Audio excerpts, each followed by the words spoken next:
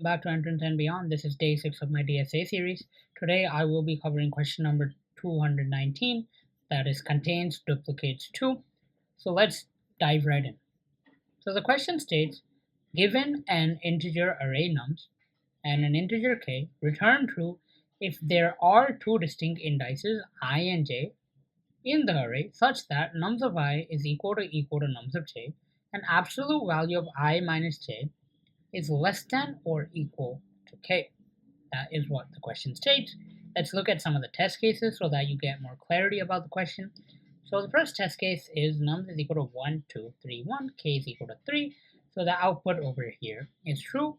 And why is it true? We can pick two indices over here. So i's would basically be 0 and j's index would basically be 3. So we can say absolute value of 0 minus 3, that is less than or equal to 3, and so we're going to return true. Let's look at the second test case. The second test case says nums is equal to 1, 0, 1, 1. The value of k over here is 1, so we're going to return true. So we can say that we pick index number 2 and index number 3. So I is equal to 2, j is equal to 3, and we can just find the absolute value. It's less than or equal to k. Yes, it is. The absolute difference is 1, so we are going to return true in this case. And let's look at the last case. We basically have nums is equal to 1, 2, 3, 1, 2, 3, k is equal to 2. And over here, the answer is false. So you can clearly see that the index of this one, that is basically 0, and the index of this one is basically 3. So 3, absolute value of 0 minus 3, which is absolute value of negative 3, that is greater than k, so we can't use that. Same thing happens with the 2, and same thing happens with the 3, hence we return a false statement. And what's given is that k is greater than or equal to 0, less than or equal to 10 to the power 5. Numbers of I can be anything from 10 to the power minus negative 10 to the power 9 all the way up to 10 to the power 9, and the length of nums goes from 1 all the way up to 10 to the power 5. So let's try to understand how to solve this question. So I'll just copy this question for you, and then let's try to dive right into it. So this is the question. Hopefully you understood the question. It's quite simple. We just have to find indices that follow the given condition. So I'll move this down over here. We just have to find the indices that follow the given conditions. So the given conditions, as you can see, are basically nums of I must be equal to nums of j, and absolute difference must be less than or equal to k, like mentioned over here. So let's take the example of this array that we have. Suppose we're going to take this array, let's move it down, and then let's dive right into it. Let's just look at the array that we have. We don't really care about anything else. The value of k, that is 3. So what do you have to do? We basically have to find two indexes that obey to this condition, that the values of nums of j and nums of I should be equal, and their absolute difference should be less than or equal to k. So the brute force approach that comes to our mind is simple. We're going to look at all the possibilities that are out there, and we're going to check the condition. If the condition's ever met, we're going to return true, and if the condition's never met, we can simply return false. So the brute force approach would be simple. First of all, we're going to have I. It's going to start off over here. So we're going to have I, we're going to start it off over here. Since it says that I and j must be distinct, what we're going to do is we're going to have another for loop, we're iterating through the remainder of the array. So we basically have a j over here, and what we can do is we can move this ahead. So what we're going to end up doing is first we're going to compare I and j. So they're not the same. Nums of I and nums of j are not the same. We're going to move ahead. Nums of I and nums of j are not the same.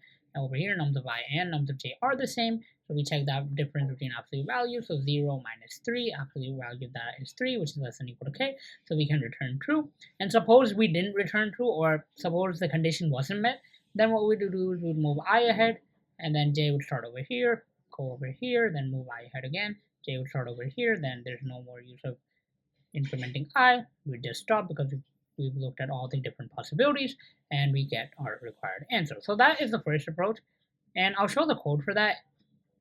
Though it is the brute force approach, so it's not the best approach that you can follow anyways, but I'll just show the code. I've commented it out. You can try it yourself, but it's not going to run anyway, so if I could just copy it and show it to you. So it's simple. What I did is I took two for loops. One started at I is equal to 0, one started at I plus 1, and as you can notice, I basically goes to this element in the end, so it should be less than nums.size minus 1, and j should be less than num.size. And as you can see, we check the condition.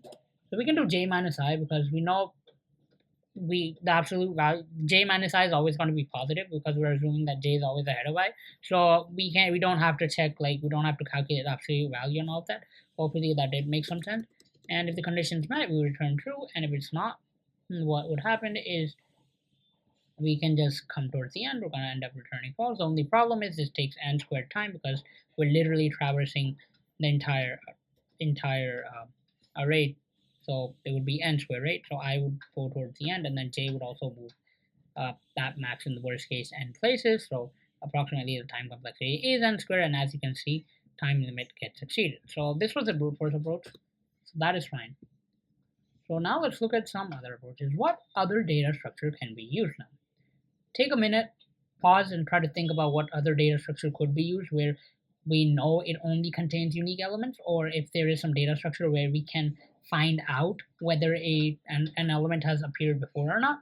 That is the data structure that we will use. So we have two options over here. In fact, we can use an unordered set, or we can use an unordered map. But in this case, the set approach would definitely be better because we just need to check whether a given element is already present in the set. If it is, we can just check the condition. If the condition meets, we are all and good. So that is the set approach. And in the frequency approach, or in the map approach, we would just store the frequency of each of the elements. And if the frequency of a given element is already 1, it basically means that that element has already appeared in the past. So we can again check the condition and see whether the condition is met. If it is, we can simply return true. If it's not, we're going to continue on with our process. So let's look at the set approach. So set, basically there are two types of sets again, unordered set and ordered set. So unordered basically use a hash table in the background, so you can search a bit about hashing and all of that if you don't have an idea. And if you are a beginner, I would definitely suggest to look into that as well. So that would help you understand why the operations in an unordered set take big O of 1 time as compared to an ordered set that take more time, so big O of log n time. So we're going to use an unordered set because the order again doesn't matter.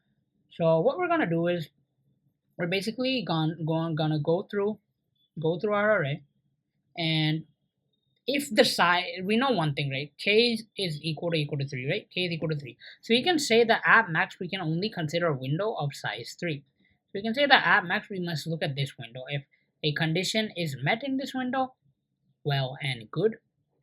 If a condition is met, okay, so less than equal to K, so we can say that this also works. So window size would be like this. And if the condition is met, well and good, or else we'd have to move our window ahead. So you can think about it like a window approach where we have a window of size k plus 1 essentially, because the difference between the elements, between the furthest elements would become k anyways. So the absolute value difference would be less than or equal to k anyways. So it doesn't matter. So you can visualize it like this. So it's simple. We're basically going to run a loop. We're going to check all the elements.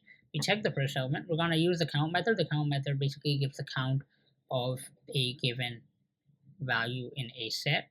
So we can just use the count method, and we're going to just, if the count gives anything, that would essentially mean that this number has appeared before. Then we can just go on. We can check the condition. We can check the condition whether it is met or not. So like over here, 1, we can say that 1 would now come to the set. Now we come to 2, 2 would come to the set. Now we come to 3, 3 would come to the set. And now we come to 1, 1 would come to the set. The 1 is already present in the set.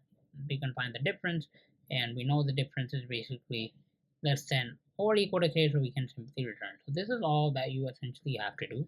So if you didn't understand it using the diagram, I think the code might help you out. So we're going to take an unordered set. It's going to be a set of integers. Let's just call it s for the time being.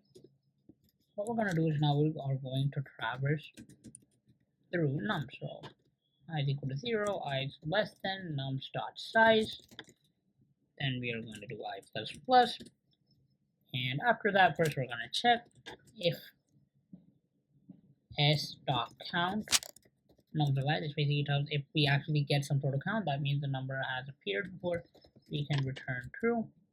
And after this, what we are going to do is we are going to do s dot insert nums of I. Again, that's a big O1 operation. And now we have to check if the s dot size, if it's greater than k, if s dot size, if it's greater than k, in that case, what we have to do is we have to remove an element. So like I explained yesterday, if you in sliding window, we can say that we remove I minus k element, as simple as that. You can watch the previous video if that doesn't make sense. So we can do s dot erase nums of I minus k. S dot erase nums of I minus k. This is good to go. We've inserted it. Then we can simply return false if we reach the end.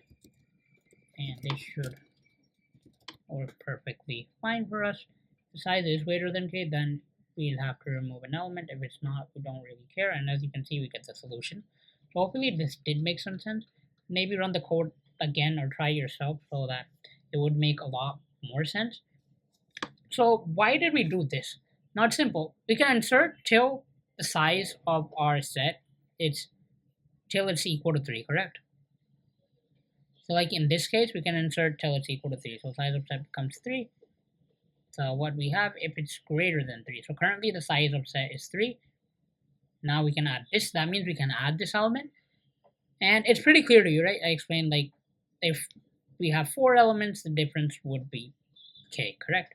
So that is why we did this. We are only going to erase if the size is greater than k. If it's not greater than k, we don't care. So like over here, the size right now is not greater than k. Suppose this was a 4. So this would also get added. Now size is greater than k, hence we'd have to remove one element. That is the logic behind it, and hopefully that did make sense. And I'll also show the other approach that I did. So it's using an unordered map to count the frequency. Now there is a case when k is greater than nums.size. So what I did was I basically ran a loop for the entire eternity, and I first checked if nums of I is equal to 1, we could return 2, or we can increment the frequency of that given element by 1, and in the end we return false. And for all the other cases, first of all, like I did yesterday, I take a window size k, I add all the elements, and then again, what I do is I take the new window, calculate the elements within it, and then I see whether nums of j, frequency of nums if it's already equal to 1, that means we can return 2, else return false. So that was the other approach, but again, that's going to take way more space, and this is the most efficient approach to this question. So hopefully things did make sense. So drop down in the comment box other questions that I should discuss, and please let me know if I missed something or I might have messed up somewhere. Your feedback's really valuable, and I think it would also help me improve my DSA as well. So thank you everyone.